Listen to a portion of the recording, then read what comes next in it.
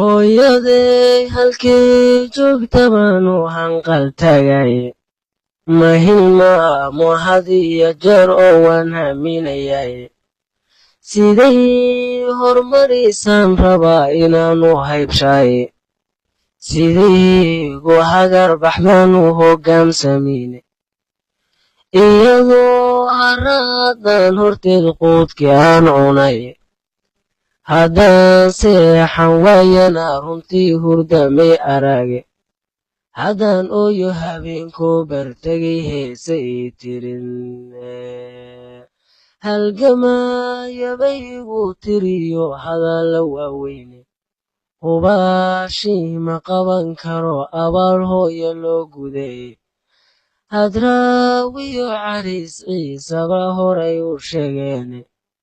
howraar gabaya haybada kalanugu ducaynaye hajirid kolkii ay tagto aakhiro loo haadsho oy hayaanto iyadoo in badan loo hamuun qabaaye halkow habboon baan rabaa inay ka heshay ooygeeda aakhira rabbow haraca loo dhaafo siday hagaajisay rabbow loo hormariyay hamigayga kama godo hooya say tahay hugun roob yo hadal gaabani ismahaleelaane hooska geedkiyo niman harsin ismahaleelaane hadalaan abboonin yo hooyadu ismahaleelaane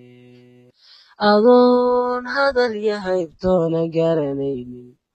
qofku soo hagaajiyey misana halaaqa kaa dhowray may habboonaa inaad qofka horaysa laabtiis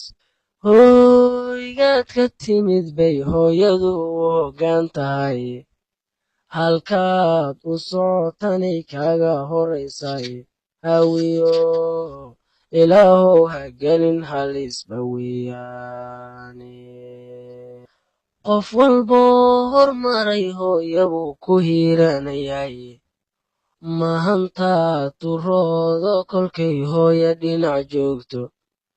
maharaado ruux hooyadii hayinka loo dhiibay in badan markaan hurudnabay heega noo tahay